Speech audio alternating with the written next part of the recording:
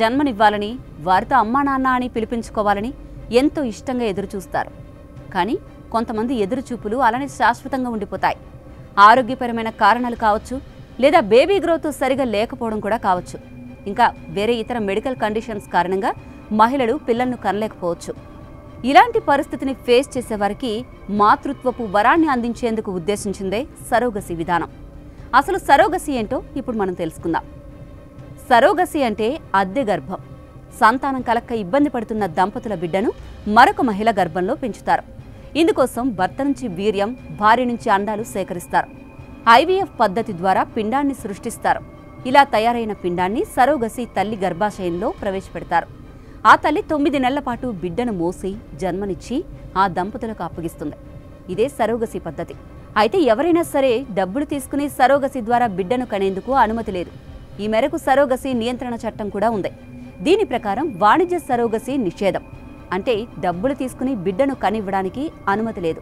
కేవలం పిల్లలు లేని దంపతుల కోసం మాత్రమే మానవతా దృక్పథంతో ఈ పని చేయొచ్చు.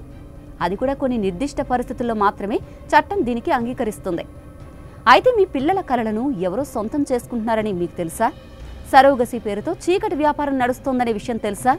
ఇది ఎక్కడో కాదు, విదేశాల్లోనే కాదు, తెలంగాణలోనే జరుగుతోంది.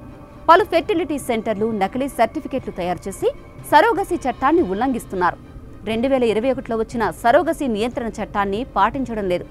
తెలంగాణలో గత 3 ఏళ్లలో సరోగసీ కోసం వచ్చిన అధికారిక దరఖాస్తులు 108 మాత్రమే. కానీ అధికారులు గుర్తించిందేంటో తెలుసా? మీరు వింటే షాక్ అవుతారు. 1000కి పైగా కేసులు చట్టవిరుద్ధంగా జరిగిపోయాయని తేల్చారు.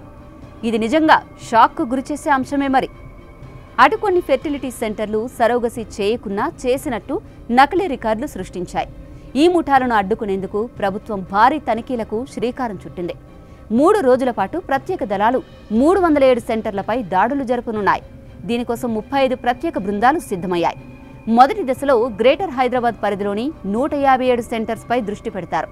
ఆ తర్వాత వరంగల్, కరీంనగర్ లాంటి నగరాల్లో తనిఖీలు కొనసాగనున్నాయి. ఈ ఆపరేషన్ డ్రైవ్ కోసం ఇప్పటికే 29 కీలక అంశాలపై చెక్ లిస్ట్ సిద్ధం చేశారు. లైసెన్స్ ఉందా? ట్రీట్మెంట్ నాణ్యత ఏంటి? మందుల నిల్వ ఎలా ఉంది? డాక్టర్ల అర్హతలు ఉన్నాయా? ప్రతి చిన్న డీటెయిల్ స్కాన్ అవుతుంది. తప్పుదారి పట్టిన సెంటర్స్ లైసెన్స్ రద్దు నుంచి న్యాయ చర్యల వరకు అన్ని మార్గాలు ఓపెన్. ఇంతకీ పిల్లలు పుట్టాలనే ఆశను వ్యాపారంగా మలచిన వాళ్లపై చర్యలు తీసుకుంటే సరిపోతుందా? సరోగసీ చట్టాన్ని మరింత కఠినంగా అమలు చేయాలా? మీ అభిప్రాయం ఏంటి? ఇక ఈ వీడియోను మీ ఫ్రెండ్స్, ఫ్యామిలీకి షేర్ చేయండి. ఇలాంటి చీకటి వ్యాపారులపై మనం కలిసే ఎదురుదాడి చేయాలి.